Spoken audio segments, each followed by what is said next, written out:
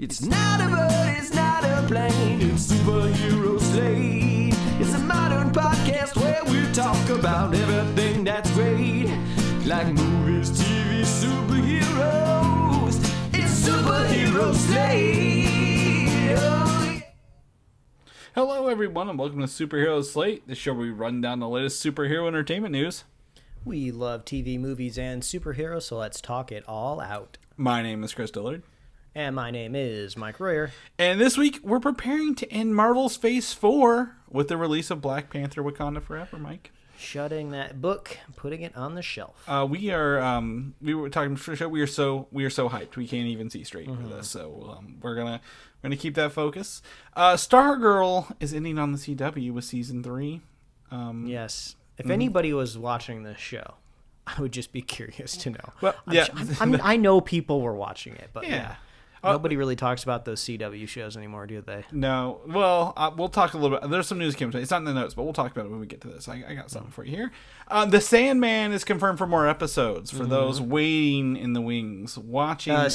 A sleeper hit, if you will, for Netflix. I don't think it was a sleeper hit. I think it was hit day one, Mike. But I like where you're going with this. They're counting the grains of sand, waiting to get a renewal for season 2, but and more. But also, I just want to say, if you were listening to this show and the intro cut off abruptly, that is my fault. We record that live. Mike doesn't get to hear it, but the program updated and it doesn't do my transition anymore, and boom, it was abrupt. So sorry for that. I'm not gonna go back and fix it.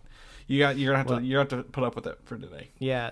Sorry, we had to fire half of our engineers due to a new CEO coming in. So if talking about weekly news doesn't date the podcast enough, well, so what we're gonna do? I hope you enjoyed Twitter while it was around. Yeah, that's right. I mean, we've made it today. Today is 400 episodes, Mike. We actually don't have a real good way to celebrate this, but this is our 400th episode of doing this, and well, we've not done it every weekend. We have tried our hardest for the past 8 to 9 years to do this every week if we could. Yeah, I feel like the big round number episodes that we could theoretically celebrate, usually I feel like they land on kind of midweek cycles, right? You know, wouldn't it be cool if our 400th episode was talking about like Wakanda Forever? Like, nope, we gotta wait another week for that. So, but we promise we always have good news for you each week. Yeah. Great banter. Did you listen last week to episode 399? We learned Chris didn't know how to swim. Oh my God! I can't tell you the messages I got on Monday morning. That was a revelation. Yeah. It was at the end, but now it's at the beginning of this episode. So thank you guys for doing this. So that's how we know if you listen all the way to the end. Yeah, if you didn't know, if you're always tuning out 1 second before the podcast ends, we're always revealing deep dark secrets. That's right. At the very, very end. Yeah, I know there'll be a doozy at the end of this one. I'll try to think of something. Yeah. You gotta. It's your turn. You gotta come up with something for this one. Oh my gosh. Okay, I'll see what I can do. That's right. But yes, we are literally like Mike said, the week before a huge movie release. But we were able to catch up with the movie that released this week. Oh my gosh, this movie. On a Roku original. On the Roku thing, produced by Funny or Die, which is even better because that, knowing that started as like a YouTube channel, right, years ago. So this is produced by Funny or Die, released on Roku original, and we were able to, and it's called Weird, the Al Yankovic story. And for those who don't know Weird Al, as he's known throughout the world, he is a musician that parodies other songs. And this is not his first movie, Mike. This is his second movie, if you knew this. Yes, his other film, UHF, I believe. And it's more of a sketch show. Like he is the new manager at a UHF local TV station, and it's more sketches, but he has some songs that he did for that movie, right, that he turns the songs into parodies. So definitely a different film categorically. Weird and Al Yankovic story, or the Al Yankovic story, is just wall-to-wall farce and parody from beginning to end. I didn't know this until we finished watching it, and I kind of looked up the Wikipedia page to get some more info on the movie. This whole film is based off a Funny or Die sketch from like 9 years ago that I didn't know, where Aaron Paul starred as Weird Al, and it was just like, oh, what if there was like a a rough and ready biopic about the story of Weird Al. Like, what if this totally hilarious, funny, kind of like straight edge guy had like a deep seated past? And I was shocked how much they actually took from that fake trailer 9 years ago and incorporated into this movie. Like, not just like a couple ideas, but like big like moment like set pieces are kind of taken from that trailer and put in this movie. So I actually kind of liked watching it in that order, because I don't know, maybe, I don't know, I guess you could have been like that Leo DiCaprio meme pointing from the couch if you watched the trailer first, but it went the other way around for me. But yeah, it was fun. You'll see Aaron Paul in the credits gets like a special thanks, and we were like, why is Aaron Paul? I didn't see him. He wasn't one of the cameos in this movie, right? There were more cameos than you could shake a stick at. And the reason why is Roku actually, it was originally supposed to be filmed in Shocker, Atlanta. But surprisingly, Roku gave them the ability to film in Los Angeles, which is why they were able to secure so many of these cameos. Because, I mean, like, I'm sure Weird Al is, like, very, very connected. And also the people that created this movie are connected. And they probably just like, hey, can you just, like, drive, like, 20 minutes to the other side of town? We're filming, like, this pool scene or something like that. But a long-winded way to say I loved this movie. We had a couple friends over. We all sat on the couch, tuned into the Roku channel, I suppose.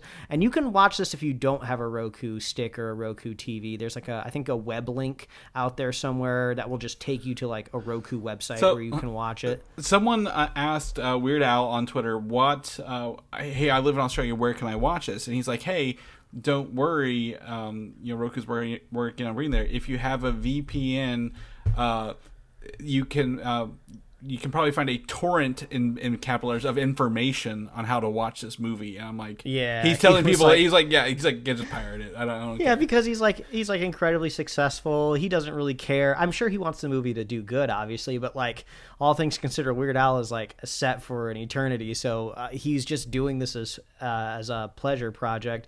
I didn't know also the trailer that Funny or Die made 9 years ago, he was playing in front of his live shows just for the hell of it. So I love this movie. We had a great time. We were laughing from beginning to end. I thought they actually had a little bit of an uphill battle to fight in a way of a kind of music biography movies, right? Because I think the funniest one before this was Walk Hard, the Dewey Cox story. Well, I would say leaning on some of the characters in here who are from The Lonely Island, I would say Never Stopping. Oh, yeah, I haven't seen that one yet. That would actually probably be on par with this one, Yeah, but I just had a great time. Wall-to-wall laughs, hilarious. They call the accordion the devil's squeeze box, which is just, I mean, there's so many, like, quotable lines. It's hilarious. Oh, yeah. There's, like, it's so funny. I couldn't speak more highly of how much I love this movie. Just for to me, this movie reminds me of the scene in Dumb and Dumber where Lloyd is zoned out and imagining himself sweeping, Mary off her feet and like fighting the people in the restaurant, because like he in this, Weird Al is the hero of the story, and no matter what you thought, whether it's Pablo Escobar's drug cartel or anything else you want to throw at him, he is the hero of the story and overcomes everything, no matter, even if you don't know the history. And it's funny, it's played in parody. You have a very, very ripped Daniel Radcliffe playing Weird Al, right? He does a great job. To me, it takes me out when I see someone else sing. Like, it's obviously Weird Al singing the songs over Daniel Radcliffe lip syncing them. It takes me out a little bit, but it's fine. I think knowing what this movie is, it's not a serious movie, and they don't want you to take it serious. It's hilarious throughout the whole thing. I mean, a bit of a surprise to me. The only real ding I have on this film is the technological way in which we watched it, because since it's a Roku original, this movie was like literally edited with commercial breaks in mind, because there was a couple slots of like ad breaks for this movie were like ads like weren't programmed into it, so it would kind of cut to black for a second and then it would go back into the movie. So it's not too distracting when that happens, but then all of a sudden you will get an ad that's programmed for a slot in the movie, and then you just kind of like have to like take a break. And we were having such a good time, it like totally killed the vibe and the momentum in the room, where all of a sudden we have to watch like a prescription drug commercial before we get back into the film. So I mean, take Weird Al's advice, right? If you're in Australia, torrent the movie and download it. I'd love to rewatch this movie again with no commercials. I mean, I'll gladly purchase the movie anyway. I have to avoid the commercials. But that was the biggest issue that I had with the movie, was that problem. And I think we talked about this last night, because this isn't anything spoiler free that we had, or anything we're sitting here doing a review episode for. But I think, to me, knowing growing up with Weird Al, I think I wish I would have had more songs. They played a very limited number of songs. They're not bad songs. Again, they're the ones everybody knows them for. I just wish there would have been more of like, hey, he's doing all these albums. Here's some more of his songs. But they played. It probably has to do with like licensing rights with the studios. They hit the really big ones for the most part. The ones that really made Weird Al who he is, for sure. Yeah. But I think would say that would be my complaint, because I'm having so much fun. I want to hear more of his music. I'm like, my wife was the same way. They do actually a really funny joke at the end where my wife is waiting for one specific song. It's kind of like her Weird Al song that she loves a lot. And then, because the whole movie, Weird Al is having these epiphanies of, I'm coming up with lyrics on the spot for this movie. So at the very, very end, there's kind of like one iconic song of his that's intentionally left out, and they're putting all of these things around him in a room of just like, hey, here's an idea right in front of you, and like he just doesn't get it. So I thought that joke was really, really funny as well. And then he tried to do it, and then they're like, hey, we're not talking about that anymore. And you're like, read the room, man. It was so funny. Yeah, it's pretty good. Yeah, but this is just kind of like one of those like comedies where it just works so well for me. Like, I can't even really review it. All I would do is just sit here and just like name parts of the movie that like made me laugh. So I'd just say like, go watch this, like zero barrier to entry. Go check it out. I would say though, it wouldn't pass the mother-in-law test. And to me, the mother-in-law test is like, if you have family members that aren't maybe quite as like weird or quirky as you, like the kind of, I don't want to call this like meta humor necessarily, but this type of humor is like really specific. So I wouldn't be surprised if maybe you have more of like a straight edge relative out there and you show them this and they're like not laughing. Like, it's probably just because their personality just does not jive with it, even though the whole theme of the movie is about being weird, Right. And none of it's real.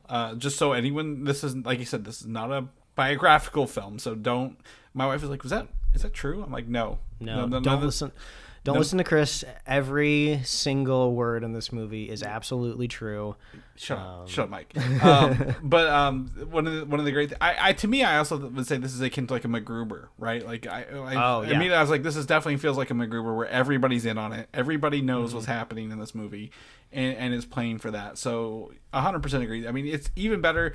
It's on Roku, which is like free, right? Like if you have a Roku stick, you can just watch this. Like they programmed the hell out of my Roku home screen, man. Like not only was like Daniel Radcliffe my background screen, there was like a special like sidebar navigation button that got me right into the movie, and there's banners all over the place. So it was kind of like fun. It was like I got to celebrate Weird Al all weekend. I went and listened to some of his music on Spotify over the weekend. It's great. What a weird weekend. I played some for you on a Millennium Falcon speaker. Oh yeah, that's right. As well, and sent Mike the video. So so Weird, the Al Yankovic story, now out on Roku devices everywhere. We highly recommend you go check it out. What looks like you dove into some Disney Plus Pass here, Mike. Have you watched a Goofy movie lately? Yeah, so a Goofy movie. I was reminded recently of a scene from a Goofy movie, which I have seen, when they go to the possum kind of theme park, if you will. So I was telling my wife about it, and she kind of gave me like this look, like, oh, I don't remember that part of the movie. I was like, oh, no, you remember. So I pulled it up on YouTube, that scene. We watched it, we laughed, and I looked over at her, and she's just like, I have not seen the Goofy movie, apparently. And I was like, what? So, of course, we run right over to Disney Plus, throw it on, and we all had a great time. Goofy movie's amazing. It's been having a bit of a resurgence due to some of the Powerline songs I'm seeing get a lot of play on social media. Did it just hit a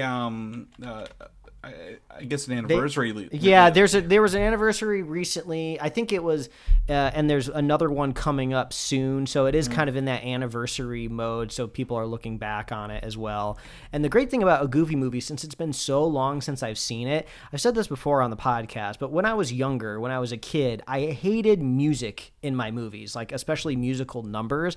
Like I was just the type of kid that just wanted to get onto the plot. I wanted to see the action. I wanted to see the jokes and stuff like that. I just didn't care about songs. But as I've gotten older and more mature, like I love the songs more than anything now. And I forgot that this movie has like musical numbers in it that are great, not just the Powerline songs. So I loved revisiting those as well. And then went on Spotify again and slapped some of those Goofy movie songs on some of my playlists. So yeah, this is just a PSA to go show the people you love a Goofy movie. there are two moments in this that resonate with me weekly. One is always the Leaning Tower of Cheesa. Yes. Obviously played by Pauly Shore, one of his friends, where he's literally using spray cheese to make a Leaning Tower of Cheesa. Then also when the Bigfoot is doing his jam and he's got his finger going back and forth, it's like he's jiving with his finger. My wife was like, how do you know this? You've never seen it. I'm like, I used to watch this movie a lot when I was younger. I know exactly how to do the finger move of this. So yeah, to me, I mean, there's so many just iconic moments seared in my head. Speaking of the Bigfoot scene, the moment where Goofy reheats the soup with the cigarette lighter. Every time I saw that as a kid, I was like, can I go do that? We have a cigarette lighter in our car. Yeah. I could just go hold it up to a can. Maybe that'll work. No, I'll probably get in trouble. And of course, the hot tub jacuzzi scene is just this weird, intense, dramatic moment that you're just totally not used to having in kids' movies that is followed up not long after another intense moment where like Goofy's putting his like son's like honesty to a test like on the road, and like it's like you don't get, I feel like, a lot of those super emotional beats now that are like kind of outside of Pixar movies. So yeah, go watch a Goofy movie. It's great. And also I feel like you don't get a lot of opportunities to see those kind of classic Disney characters and kind of that's very high quality 2D animation, right? And Goofy never really got his own, other than I think there was a sequel, the Extremely Goofy movie, which no one talks about after this, but like he never really got his own stuff, right? He always had his shorts. He was always kind of a doofus. He always had that scream he does when he's going off into the distance, right? Yahoo! Yeah, something like that. Yeah, exactly. So like he I always remember the ones where they were like trying to teach him how to ski a little bit, like the ski instructional videos. So he never really had it, to find out he has like a son who's like, it puts everybody in a different light. Even Pete, the villainous person from the original Mickey Mouse cartoon, right? Steamboat Willie, is in here with his son. Is it Pete Jr. or Little Pete or something like that? I think it's PJ maybe. Yeah, which is like Pete PJ Jr. for Pete Jr. Yeah. So I agree. This is something that the whole family can enjoy, and it still has. It's not just literally quote unquote goofy the entire time. Much like the Al Yankovic story is goofy the whole time. This has some pretty good scenes in it. So 100% agree with that. Yeah, and then just real quick, recommendation. I finally played Stray, which was from Annapurna Interactive. That has a film studio, if you didn't know. Did you have to take your Benadryl before you play this? I know you're highly allergic to cats. Oh, yeah. It's funny, when you hit the circle button, the cat meows, but the meow comes out of your controller's microphone. So, I did that too many times, and then dander started to shoot out of it, started sneezing. It was untenable. That 40 game. Yeah. But depending on if you have like some sort of PlayStation subscription, on some level, you can get the game just kind of, quote unquote, for free or stream it. I think it's a $40 price tag, and I beat it in about 5 hours. So it's just a fun, like, little narrative game, and it's just fun being a cat. They strike this really cool balance where you are very much a cat in every sense of the words, where you can't really do anything a cat couldn't do physically, right? But you have the intelligence of a human that's controlling the cat. So it's that fun balance where you still feel immersed, but you're not really breaking any sort of like, laws of physics of a cat like opening like a door with its like, 10-pound weight. Yeah, it's not an anthropomorphized cat. Like, it's built with that in mind. And it's funny because as a cat household, our cats love to watch this game. They're enthralled with the cat on the screen and the sounds coming out of it. Like they really yeah. nailed that the natural. Yeah, I played it with my wife in the room, and like when she wasn't really keying into what I was doing, she would legitimately think there was a cat in the room a couple times. She started sneezing and like. Yeah, the best little bits that you find out early in the game is they program a lot of features that just do nothing to progress the game. It's just more like, oh, if your cat kind of walked past a post, you can hit a button and it can scratch the posts or like scratch, like make like biscuits into like a rug or something. Like, yeah, there's no reason it needed to be in the game, but it's just fun. So yeah, go play Stray. I don't know if it's on multiple consoles or if it's just on PlayStation. I don't know where it is. I think it was a PS. No, it's both. It's 4 and 5. PS4 and 5. Gotcha. Well, I don't know if you can play it on Steam or anything like that. It says Microsoft Windows, so it looks like it might have a PC version. All right, go get it. Go play Stray. I would love... They leave it open-ended for sure for a sequel. I'd love to see a sequel, or maybe you kind of get to bounce back and forth between like maybe like a cat and a dog or something like that. That would be awesome. And to correct Mike, it is $30. It's not $40 on the PlayStation Store. So perfect. Well, it's even cheaper. yeah. I mean, it's great. We're gonna talk about some video games later, but that's a good calming video game compared to what we're going to be talking about. So let's jump into the news here, Mike. Again, as we said at the top of the show, Black Panther Wakanda Forever is out in theaters this week. We talked, I've got an 8 o'clock, I believe, a 7 o'clock on Thursday showing. You've got about the same thing, right? 7 o'clock Pacific on Thursday. So, this is going to be huge. There will be spoilers. There will be news things all week long with this. So, block those keywords. Mike, you've already been doing that. I do know there's still only, as far as I know, one post-credit scene. If that changes, we'll make a post on our social channels. But I believe, this phase is ending with one post-credit scene, mid-credit scene, not even at the end of the movie. So that's, for diehard fans, that's hard to take as news sometimes. But, if it's helps the story and is creative enough, that's fine. Totally fine with us. I'm excited. Like we talked about, this is a huge deal, handling the loss of Chadwick Boseman, also moving the MCU forward with a movie, like I think you mentioned before, a movie with stakes, right? There's actual, we don't know who can make it out of this movie alive, really, at the end of the day.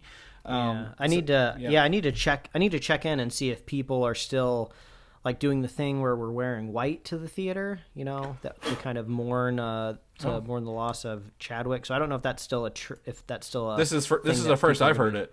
So. Oh yeah, I guess because it's I believe it's obviously there's a lot of white clothing featured in some of the scenes in the trailer, but I think it's if I remember right, it's like a traditional African cultural thing to do to wear white, I think, to a funeral. I could be totally wrong, so don't take my word for it. I'm just going off of kind of what I remember people saying when I saw it a few weeks ago. But yeah, I need to check in on that and see if that's still a thing that's happening. Yeah, I've not heard that yet, but I totally understand that.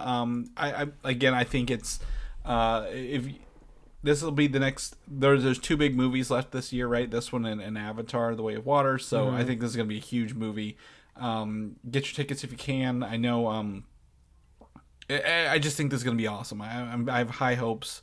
Again, we talked about how Thor: Love and Thunder was kind of pushed under 2 hours, right? To make more ticket sales, to put more butts in seats faster. But they let this one sit 2 hours and 40 minutes. So I think there's a lot in here that we're going to be sitting through a lot of emotions, emotional roller coaster. But very excited. So yeah, keep your eyes and ears low if you don't want to hear anything before Thursday or Friday or even Saturday or Sunday if you can't make it that early. So we'll be back next week with our review episode of that. Captain America: New World Order is they announced this at, was it D23, right? Or no, it was San Diego Comic-Con earlier this year. But we do know that we will see this now, that we will see Sam Wilson, the new Captain America, against Harrison Ford's Thunderbolt General Ross, kind of seeing them butting heads in this movie, which I didn't expect, knowing that the leader, played by Tim Blake Nelson, is coming back into this movie. Yeah, I mean, obviously we've been bouncing around the rumors of Harrison Ford being cast in the role. But now this seems to be kind of confirming there is going to be a larger role for this character, right? Because theoretically, I mean, if Thunderbolt Ross, if you need kind of a political governmental figure in the movie, you could kind of just make that up out of thin air. You can kind of invent that character if you need to, or pull another character from the comic book. So I wonder if this is just heavily implying, right, that we're going to get Red Hulk, right? Yeah. Well, so the movie right after this is called Thunderbolts, and really it's called Thunderbolts because of Thunderbolt Ross. So like I'm seeing like are these two going to connect a lot closer than we anticipate right out the gate kind of thing? Because, again, everybody wants Red. They've wanted Red Hulk since Hulk 1 came out, right? Kind of through and through. But, like, to me, kind of looking at, and this is my line here. So, like, Captain America, the movie, and the Hulk movie has always been about, like, you're following orders versus, what is your responsibility to the country? And really, the last time we saw Ross and Captain America, they were at each other's kind of throats, right? He was like, arrest these people in Infinity War. So, like, is this, now that we know the Sokovia Accords have been shelved due to, when we watch She-Hulk, and the General Ross can't do anything about it, is this going to be like his, like, well, since we can't, follow the rules, or we can't do the rules my way, I'm gonna bring back this hulking kind of thing and using the leaders as technology or learning. I don't know, but yeah, I think it's going to be striking seeing not only like a big Red Hulk on the screen, but it's been a while since we've kind of had a I guess savage might be more of an identifiable term in terms of Hulks, right? But, some savagery on screen, right? It was cool seeing Abomination in She-Hulk, but Abomination was a subdued character, wasn't destroying anything. I want to see, like, a big, veined, roided out monster on screen just destroying everything. I think that would be so much fun, and it's been a while since we've seen that. And I didn't really notice it until I think I saw some people putting together like some side-by-sides of how the Hulk has evolved through the MCU. And as the Hulk has gotten like smarter, his size has diminished as well. I don't know if that's been intentional, but yeah, he's actually like physically shrank on screen as well. So yeah, I want to see something big and monstrous destroy. Oh yeah. And I think the other thing is going to be here, like, how does this Captain America and whoever else is in this movie take down a Hulk, right? Because I don't think it's going to be Hulk versus Hulk in this at the end of the day. So yes, I want a very big rampaging Hulk, but I don't want to see it just like in Harlem. I want to see some really cool set pieces that we didn't really get to see in the first Hulk movie. With that, and I think I agree. There's a lot of opportunity here, to I guess like play with some of that newer stuff. Do you think Mark Ruffalo could make a cameo appearance in this? Do you want him to? Like, I don't want it to become a Hulk movie. Obviously, it's Captain America at the end of the day. But they can't really do their own Hulk movie without Universal getting in the way. I guess it's hard to tell, right? Because we're waiting to find out, how does the Hulk fit in, or Hulks in general fit in, especially after the end of She-Hulk, because Bruce Banner went off on a little adventure, and where does that fit into the timeline? So yeah, we'll have to wait and feel that one out. Yeah, 100%. I'm excited for this. I'm excited for Thunderbolts. I think even though we know the cast, there's still like a lot of vagueness about what these stories are doing and how they're wrapping up Phase 5 at the end of the day. But cool. I think getting Harrison Ford in it, that's a huge grab. So nice. The Agatha Coven of Chaos, it's not House of Harkness. We're gonna get this right eventually. Is casting a lot of people. A lot of people I don't know, but I think the biggest casting announcement this week is actress Aubrey Plaza as a villainous role for this series. So it sounds, tell me what you think here, that they're going to try to redeem this Agatha Harkness character in the show, pretty much, because of the fan. Everyone loved her in that. Yeah, I mean, I guess I didn't think about it until just now, but Agatha, I mean, is that the first kind of like self-titled MCU property that is strictly from the point of view of like a villain? I can't think of any. Loki, kind of, because they steal it. They steal him from Avengers, but like he did have other stuff that redeemed him before that, right? Like, so yeah, it's. Yeah, I guess that's true. And like Loki always obviously leaned evil, but he had his moments throughout time. We've only had a little bit of Agatha so far, and she's been bad the whole time. But I guess she has her villain origins, right? Like I went back and I was looking through kind of her origin scene. They showed her when she was a younger witch in WandaVision. And, you know, I guess she was picked on by the other witches, so that could be her evil origin story. Her origin story kind of reminded me a little bit of,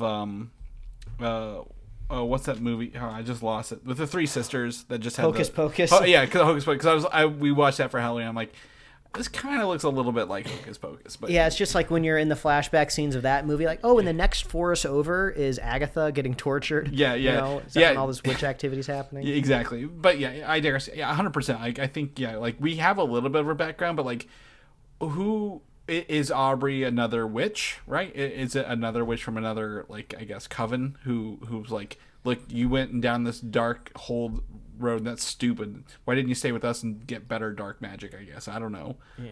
Aubrey Plaza's career has been like really interesting to me because obviously the most iconic thing everybody knows her from is Parks and Rec, and she played a very specific type of character on Parks and Rec, which kind of is a little unfortunate because it's not too far from the person that she is. I mean, obviously it's a character, but she seems to be kind of like a relatively like what word am I looking for here? She kind of plays everything straight, if you will. So she's not like super like goofy and wacky, but she is weird. So, but a lot of the roles I feel like they have been trying to typecast her. So I've seen like after Parks and Rec over the years, she's like specifically been choosing roles maybe to get her out of that. Right now, she's in the second season of The White Lotus, which was a very, very critically praised show, and that season 2 just started, and she's in it. So yeah, she's getting she's kind of getting back out there, if you will, and putting her name on bigger things. So this is good for her. And as you'll see in our notes here, she was in the Marvel series Legion that was on FX as Lenny something. It was his friend, but you come to find out she's evil, and she played a really creepy role in that show. Like that is not something like, you know, she's weird and then creepy because I think she's also dead for some of it as well, like, which makes it even more of a mind fuck. But like Legion's fantastic with her in it, so I agree. I think she's trying to become what she was also, but like she's not afraid to take those funny roles. Like, wasn't she in Bad Grandpa with not Bad Grandpa or whatever it was, with Robert De Niro as well? So she's also like, I totally forgot about this movie. She basically played a stalker in this movie called Ingrid Goes West, which was actually really good. And the person she's stalking in that movie is Elizabeth Olsen, and Wyatt Russell is also in that movie as well. And also Clementif.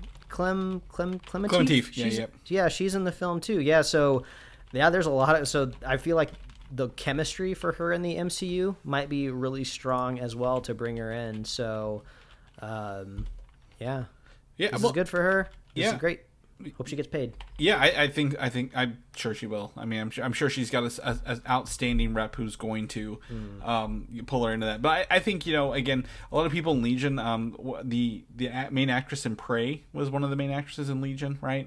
So like, I feel like that show kind of went under everyone's radar, but like, you shouldn't, if you get a chance to go back and watch it, you shouldn't sleep on it. I think they got some good stuff. But they're casting a bunch of other people, so I kind of feel like this is going to start filming sooner rather than later. Like, I feel like we're probably on the cusp of like a month or two, and they're going to start putting this down in Atlanta.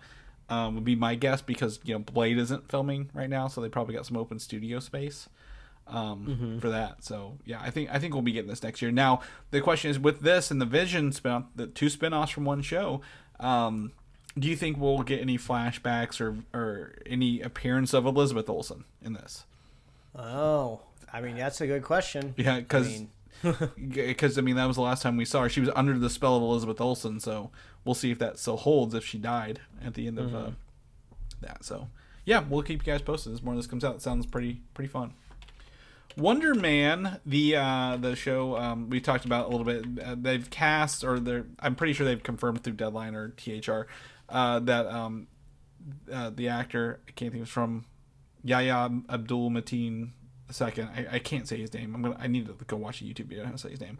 Has been cast as Wonder Man or in final talks, but they are looking to have a special role for actor Bob Odenkirk, who is best known lately for his Better Call Saul show, right? Saul and Goodman and if I remember right, Wonder Man is kind of like that Hollywood character, right, for the MCU. So, man, Bob Odenkirk to me reads perfectly well as like Hollywood agent or producer, at least from my point of view. So I would just peg him in a role like that for sure for a show. Oh, absolutely. And I think, he was in Mr. Show in the late 90s, early 2000s with Dave. I can't think of his name. He was in Arrested Development. I'm bad with, it's one of those days I'm bad with names. But I know who you're talking about. Yeah, everybody does. And he's been in some other comedy stuff. He was in Seinfeld in the 90s as well as one of Elaine's boyfriends. So he's really got a lot of acting chops from comedy to seriousness. But I could 100% see him in his suit entirely, like being like a very funny, funny, sleazy kind of I guess person running the management of this. I also forgot until just now he was in that Nobody movie, right, where he was essentially he beat everybody up on the bus because they were messing with him and they couldn't find out he's like a retired CIA person. Remember that? Mm-hmm. So yeah. Like that movie dropped I think in the pandemic if I remember correctly. Yeah. So a lot of search that one. Older men love to see movies like that, right? Like Taken. It's like in the Taken vein, or it's kind of like John Wick. It's kind of like revenge porn, if you will. Yeah. I could totally do that. I'm like 60, but I could totally do that right now. But it's funny. But yeah, anyway, I think this is great. I think Bob Odenkirk in the MCU would be fantastic, even if it's a one shot or a series. So we'll keep you guys up to date if we hear that. Speaking of casting in the MCU, the What If season 2, right? This is something that we know is coming. I really thought it would drop by now, but they're taking their time. But Cate Blanchett will return as Hela for season 2. Ooh, I would imagine. I mean, if you just kind of have to throw a guess out there, like, what if Hela maybe wasn't excommunicated, early on in her life? So that would be my guess. Or what if Asgard wasn't destroyed? Or what if Surtur, or what if she beat Surtur or whatever? I did see it was like a pencil drawing, I think, of maybe concept of season 1 or possibly season 2 was Surtur just like on Earth kind of thing. So could see something with that. Would love to take a look at it. I think she we always love when they get these original voice actors back, so I think this is a cool grab for her. I think she had fun in that role, even though it was kind of underutilized. Everyone loves Ragnarok, but I think she'll be fine for that. Let's see here. What else we got, Mike? Iron Man video games. We're going to get into the video game section of the show because we talked about video games at the top. Marvel has signed a 3 video game deal with EA to make 3 story-driven video games based on Marvel properties, with the first one being Iron Man. The other 2, I guess the full 3 deal was announced this week. This deal apparently came around because of the success of the Jedi Fallen Order game, like the single-player story-driven game, not the other Star Wars multiplayer Battlefront 2 game that everyone was very upset about. So I think this is fantastic news. I think some story-driven individuals, single-player games based on those characters is a great way to go. And, I think also trying to replicate the success of the Spider-Man games for PlayStation would be good. Yeah, that would be great. I would love if we could get some maybe some possible crossover too, since it's the video game world, and maybe they don't have to worry so much about rights, because even though the Spider-Man games absolutely flawless and amazing, I do sometimes feel myself wanting, wouldn't it be so cool if there was a mission with Captain America or something like that? Just anything like that would be so cool. So maybe one day. Maybe we're just not quite there yet. Yeah. And I think the games are great, but you feel like you're the only person in that New York, right? But there's the Avengers Tower. No, there's more superheroes in this world, and we all know it. So why are we the only ones running up and down New York's island? Really, maybe even if it's not Captain America, maybe it's Luke Cage, maybe it's Iron Fist, right? Heroes for Hire sections of the game where they give you missions and you work with them, or Punisher be pretty cool, right? Go to a shooter version of the game for a little bit, and obviously the big one, Daredevil. He kind of moves and traverses a lot like Spider-Man throughout the city. So I agree. I think there's opportunity for those. I think, Iron Man's, okay. They did the Iron Man VR games coming out for Oculus this month as well. But, I guess my question, if there's two other characters, who do you put in here?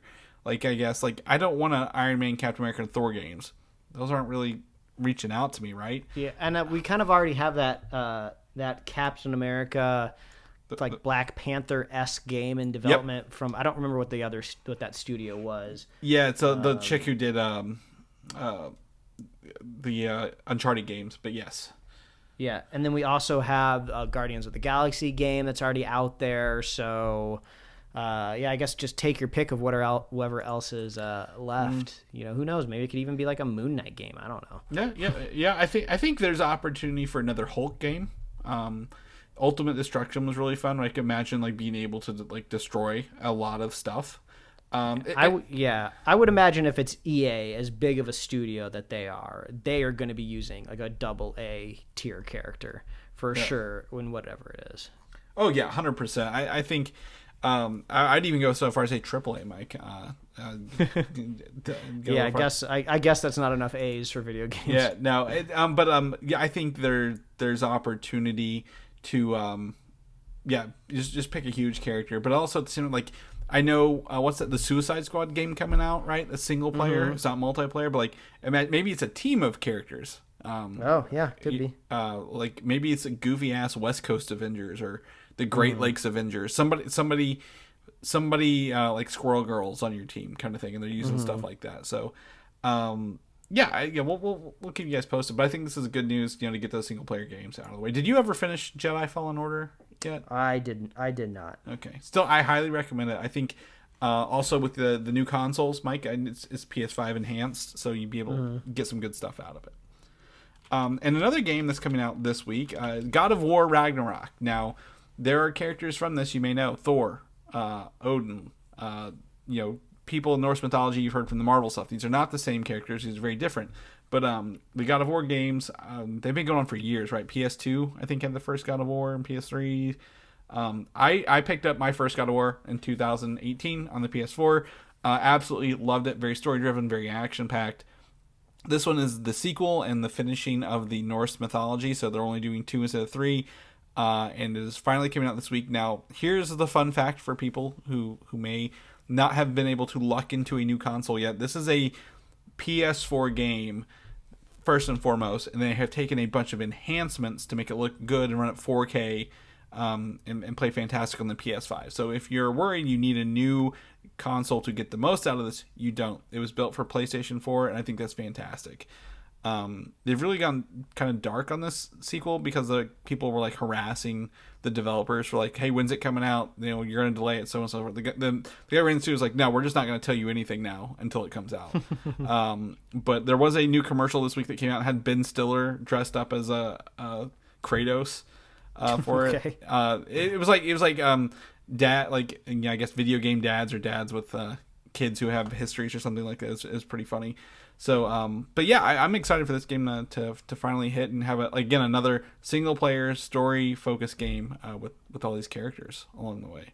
They say it takes about 40 hours to complete the story, and that's not even 100%ing the game. So wow.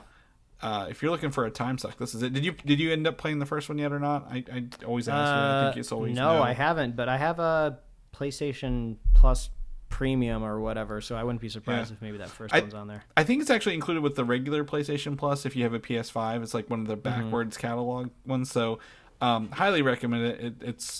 It's really, really fun, so very, very excited to go into this and learn more about it. There's another game coming out this month. That's Pokemon, and that's a whole different story. We'll bring that up here. Let's get into Star Wars a little bit. We got a little bit of Star Wars here, and it's not Andor, Mike. Damn. I know. Apparently, they're starting to get ready to film Andor season 2, so you're gonna be fine. But the rumored season 3 trailer for The Mandalorian is gonna drop on Christmas Day. That's a rumor. All right. They say they're gearing up for it. That'll give Andor some time to breathe. And then the rumors also it's dropping February 22nd. We know it's February. We didn't have a date, but they're rumoring February 22nd, which would be the last. Is that Thursday or Wednesday of the month? whatever day they're doing that on. All the Star Wars dads are going to be like rushing their children to open up their presents. Come on, we got to watch the new trailer. I don't care about these precious memories. I need to see my baby Grogu. They're not even going to be rushing it. They're probably just going to be watching it on their phone. Yeah. Are you filming this? Yeah. And they're just watching the Mandalorian trailer. Yeah, sure. Like that. So I'm excited to dive back into Mandalorian as well. See the season 3. With that, I'm pretty stoked to get back into that. They got a big story to tell, right? Did you catch Tales of the Jedi yet? No. I've seen the very first episode with baby Ahsoka. Okay, yeah. And did you see how it's very atmospheric? Like, there's not a lot of tell. It's like a lot of show and a lot of stuff. So, yeah, the Dooku ones are pretty good as well. So, but I feel like we're in a good spot for Star Wars for the first time in a long time, with everything kind of firing on all cylinders, right? We got Mandalorian coming. We got that. We got Dave Filoni back at the helm. Other than Andor, that is Tony Gilroy. Full credit to him. So, hopefully this comes true. If not, if we get it sooner, even better. I think it'd be fun to see some of that. In DC World, we talked about this at the top of the show. Stargirl is ending with season 3. I don't know anyone who watched a single episode of this show, I'm going to be completely honest. And that's not saying the quality of it's bad. We're just not the target audience for Stargirl. Even though it had the other Owen brother, Luke, or other Wilson brother. It was Owen Wilson and Loki. Luke Wilson was in this at the same time. And I believe what's the comedian guy who was in Community, the main guy. Joel McHale. Joel McHale is in this as well. Yeah, it's the original, I guess, Starman or whatever. So this show will end with season 3. I believe it's still CW. But however, in a turn of events that we just didn't know until today, that the team was officially notified ahead of schedule. So they were able to write an official ending to the show and film it. So it's not like we filmed it all and it was canceled. A lot like that show Westworld, where they were like, we're going to do one more season. JK, we're not doing one more season. They knew this was going to finish up. Yeah, just unfortunately is a show that just came in at the end of the kind of CW superhero hype train, right? I'm sure it has nothing to do, like we said, with the quality of the show or the audience. It was just CW burned through it already. They went through every conceivable storyline that any superhero could approach because they made so many episodes. And it's an achievement to be like really applauded, right? To put that much content, superhero DC content on TV. Like we haven't even achieved that in animation. The only other thing that can kind of like rival that is, on its own, Smallville, just because it ran so long, and then beyond that, like comic books, right? So good for them for getting that long. The Simpsons, The Simpsons did it. Superhero related. Yeah. Well, if Stargirl was a show that maybe could have hopped on the air 4 or 5 years earlier, right? We probably would have gotten more of it. But everything's getting. I think even if Zavlov didn't come in with the with the cleaver, right? We were going to be seeing the CW stuff wrapping up. Well, this has nothing to do with Warner Brothers, because the CW was purchased by another company, and that's the one who is ending it, I think, at the end of the day. But right, it's all change of management, just cutting stuff. I mean, I wouldn't be surprised if Zavlov wasn't involved in some way, because Stargirl was that one that was like partially also airing on HBO Max. It was kind of had like dual like broadcasting, like streaming. So all of those things. The Flash is ending. Arrow ended a long time ago. I'm sure Superman and Lois is not critically running on Steam, but just financially running on Steam, I'm sure. Well, so this is what I was talking about at the start of the show. So the James Gunn was on Twitter, and really I think he woke up to a lot of save Stargirl, save the Legends of Tomorrow, release the Ayer cut stuff apparently over the week, because he's now him and Peter Safran are in charge of DCU as of the November 1st, so he's had a week of it.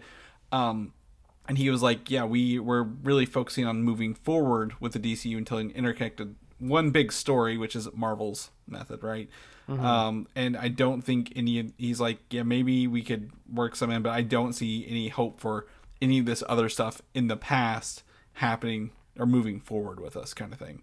So really, I mean, all these I guess online campaigns to save them or revive these things, I think are just gonna, even with James Gunn being someone who understands fans and community, are probably not gonna come back to life, no matter how much you beg and ask him on the on your social media channels. At the end of the day, he did say people were nice about it. He did say that people like for these shows were not mean. I think that was a jab at the Snyder Cut people. So I think that's nice that the people who like these shows are not the they may be fans, but they're not fanatics at the end of the day.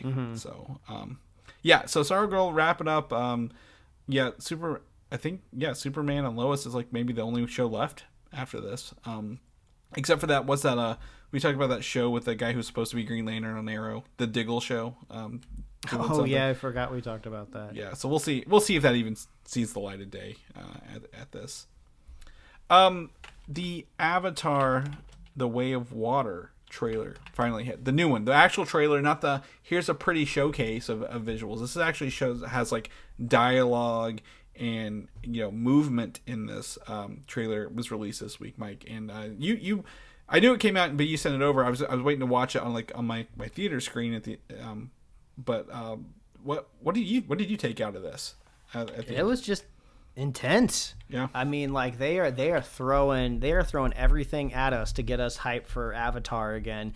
It's so weird seeing the different narratives out there in the world. It's either James Cameron is a genius and we're all going to go back to the theaters and this is going to make $1 billion, or it's Avatar, who cares anymore? What even is that story? It's just like Pocahontas or Fern Gully. So the two sides of the coin, and I did see something interesting that said, I guess James Cameron is prepared to wrap this story up with a third film if the second movie is not as financially successful as every stakeholder is hoping it is. But at this point in time, man, it's hard to believe it's not going to be successful. I mean, we got a theme park in Disney World. They re-released the first movie, and it made a good money for a re-release. So it seems like they've tested the audience. Yeah. The audience wants more. And I mean, I feel like I don't have a particular affinity for the Na'vi or the first movie. Obviously, we've promised the audience we're going to rewatch the first one and do a spoiler cast on it again, just so everyone is kind of back into the Avatar mood. But like, even based on all of that, like apathy I have for it, like the trailer was hype. It was exciting. It was emotional. There's tons of awesome, cool shots. You kind of forget that part of the Avatar movie is kind of like these mechanical mechs that the humans bring over, and I'm a big fan of mechs, so it's kind of cool seeing some of them show up again. So I'm excited to jump back in. I think to me, I think visually it is impressive. 100%. You don't think of these as like CGI actors, right? A lot of them, even though a lot of them are the Na'vi and humans actors, you don't think of it at all. I think it looks absolutely beautiful. I did see some parallels for me, and it's not anyone's fault, between the upcoming Wakanda Black Panther movie, with they're literally taking down a boat in the trailer, right? Like, and then they're also fighting on a boat in the water. And this one, I'm like, oh, okay, we're getting 2 water movies this year. I forgot about that, back to back, the big movie. So nothing against it. I think if they did say the 4th movie was not greenlit yet, but my concern would be if we saw diminishing returns, Mike, it's simply because they've released too many too soon. Right? We are sitting at a 13-year gap between Avatar movies right now. And if we go from 13 years to less than 13 months, I think the audience perception may drop a little bit, right? This isn't it's not Lord of the Rings. You can't do three in 3 years and keep people happy. So well, this is Cameron's chance, right, to if he was responding to, valid criticism of his first film, that the story was a bit derivative, this is his chance to give us a brand new story in this world. Really, maybe he's playing 4D chess and we never knew it, right? He was like, I have this big alien world that no one's seen before. I want to introduce everybody to it. How do I do it? Well, let's tell them a familiar story in a totally unfamiliar setting, just to kind of prime the ground that hit the ground running. So maybe we'll see something new, something good. I think there's opportunity to have something we'll be surprised by. Like again, I think I guess the motive of this, or not motive, the message of this year is us eating crow about things we've been, making fun of. So obviously there's opportunity here for it to be good. The Sandman was officially renewed for season 2 on Netflix. So for those who are waiting, I mean, it came out when I went to C2E2. I've not even watched this show yet, sadly. But like they finally got a season 2 confirmation from Netflix. I wonder what took them so long. Yeah, I feel like maybe it's one of two reasons. One is since Neil Gaiman still he's always going on Twitter, right, saying that he controls a lot of the rights to the story and the characters and the distribution still. So even if it didn't get a season 2 at Netflix, you could go someplace else with it. So maybe there's just more layers of contract there with Gaiman. Or also, what happened between producing this series and when it came out, there was that huge just like tanking of Netflix stock, and now they're like reevaluating how much they spend on everything. Yeah. So maybe they're just like, yeah, obviously we're going to make a second season of the show because it was so successful, but we need to actually really do our due diligence now. We can't just be renewing this stuff, the following like Monday after it drops on the weekend. So who knows? Maybe it's a little bit of both. Yeah, I think the other thing is with Netflix doing the password sharing crackdown at the beginning of the year, they're going to see a lot more people drop off. So if they want people to keep renewing and re-upping, they're going to need to start bringing it, keep bringing in good content. So cross fingers, I don't think they're going to do anything bad. I honestly think that Neil Gaiman at the helm is going to be doing great. I need to watch this. Hopefully with winter coming, I can get some of this TV caught up. Speaking of TV and winter, Last of Us finally got a release date for January 15th, 2023 on HBO Max, Mike. I know you've probably got this in your calendar already ready to go. Like, just don't bother me on January 15th. Yeah, it's just like we've said a million times. It's nice to have TV out there filling in those feature release gaps, because no movie worth its salt really comes out in January, though I'm sure they're desperately trying to change that. We're going to be eating our words next in 2 Januaries. Yeah, and also very familiar TV release date, because traditionally in the past, if you had like a 23, 22 episode TV show that started in the fall, goes on break during the winter, then it usually comes back a couple weeks into January. So I'm looking forward to starting the year with Last of Us. And some of it, I believe, correct me if I'm wrong, there's I always associate snow levels of this video game with this, so like I believe there's some shots in the trailer like they're on horses in the snow kind of thing. So there is an intense narrative arc that happens in a snowy area in the video game. So I associate that with cold in January, so that's cool with me. So January 15th, HBO Max, get your subscriptions ready if you can for that. And lastly, this is a bit of news for me, because I'm very hyped for this, Mike. And I don't know if you even knew this fact or not, but the Muppet Christmas Carol, when it was released in theaters, they cut one whole song sung by Michael Caine. And the I don't know the actress who played his love character, or I guess his love interest when he was a younger man. But they cut it from the theatrical trailer, put it at like 90 minutes or so. It's only like 4 or 5 minute song, extra thing. But these has always been on the VHS version that was released, but not on the DVD versions that came later. You can find this scene currently on Disney Plus under the extra features section, but on December 8th, they're releasing a full version of it being, attached to run the whole movie with this extra song in it on Disney Plus. So you can just pick it, go to editions, like how you choose your IMAX versions on your Marvel movies, and click play, which is really fun to know that they've come through and they've even remastered this to 4K to match the 4K release that's being put on there. So yeah, I did know this actually, but I learned it kind of recently. I think maybe the last time we watched it, and who knows, it was probably even you that even told me about it. Yeah, you can, and I think before they added it on Disney Plus, you could kind of just go onto YouTube and find it. And I don't know if it's ever been confirmed why it wasn't in the theatrical release, but I think they were just kind of like, it's kind of a somber part of the movie. Like, it's very like self-reflective, kind of depressing moment for Scrooge.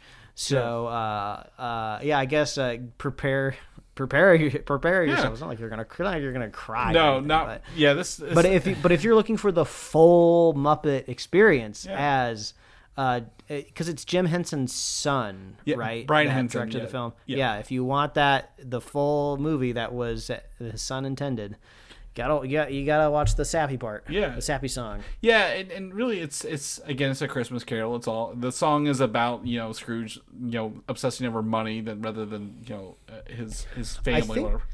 I think technically I think Gonzo and Rizzo are in the song. Like, I mean, I don't think they play a part of it, but they're probably like in the background or whatever. Yeah, so, they're always watching from the show. Yeah, you got to be a Gonzo and Rizzo completionist. So watch it just for them. You light the lamp and not the rat. Yeah. Again, when you're watching Christmas movies are starting to make the rotation, right? Boy, November 1st, they came in hot, man. I opened up my Hulu and there was like brand new Christmas rom-com ready to go right in front of you. It's like it's just November. I'm still looking at my Halloween decorations that I haven't taken down yet. Settle down. The pumpkins aren't even in the ground yet. Kind of pump your brakes a little bit, but exactly. So very, very excited for that to come out. So when you watch it for Christmas this year, you can do that. The other movie that's coming out this week, and this is totally unrelated to this, Mike, is the Aqua Teen movie is finally coming out this week. I don't know if we've talked about this or not, but Aqua Teen's Plantasm, because the show's been canceled for years, is finally coming back with a movie on Tuesday. So that was part of that early HBO Max kind of hype announcements when the streaming service was just starting to air. They're like, we're gonna do these iconic Adult Swim kind of like almost like direct to video movies. Yeah. Even though everything streaming is direct to video, so that term doesn't even really hold weight anymore. But yeah, aren't they supposed to be doing Metalocalypse and Venture Brothers? There's Metalocalypse, Venture Brothers, Aqua Teen. There's a fourth one too. Squidbillies, maybe? I'm just pulling that out of nowhere. I don't think it might be like Harvey Birdman or something even more obscure, I think, than Squidbillies. Like more of one of the original shows that were on there. But I was trying to see. I don't know if it is streaming. This is actually straight to video. HBO Max is next year for this. So you were 100% right saying it was straight to video for these. And there's part of I think that there was the 4, but I don't know. I watched this clip from the show or from this movie earlier this week that came out, and obviously had Shake, Meatwad, and Carl. And when you see like an animated show as Aqua Teen get the movie treatment and all the extra stuff that goes in, like the extra grass drawings, they did a shot from Meatwad's perspective, downward looking up. And I'm like, we would never get this in the show. So I'm very excited to watch this and glad that David Zaslav wasn't able to cancel this before it came out, because hopefully it was just too far into development, right? Yeah. Past the point of return. Yeah. If it was coming out now, I'm pretty stoked. So, very, very excited to watch that this week. Hopefully it'll be on streaming sooner than later. All right, Mike. Well, that is the episode this week. I'm very, very I just can't stop thinking about watching Black Panther next week. So I'm going to have to go watch the original one this week to kind of catch up for that. But if people want to know what you're doing, what you're up to, where can they find you at? Well, they can find me at Mike Royer Design on Instagram, TikTok, I suppose Twitter. Oh, yeah. Maybe Mastodon if I can ever figure out how it works, but I usually use the same handle, Mike Royer Design. Yep. You can read my webcomics at pickledcomics.com. Chris, if people want to catch up with you, where can they find you? Yeah, Valdan, VALDAN, or Valdan87, like Mike said. Wherever accounts exist, it's one of those two. Pretty much, but we're here every week. We're doing this show even after 400 episodes.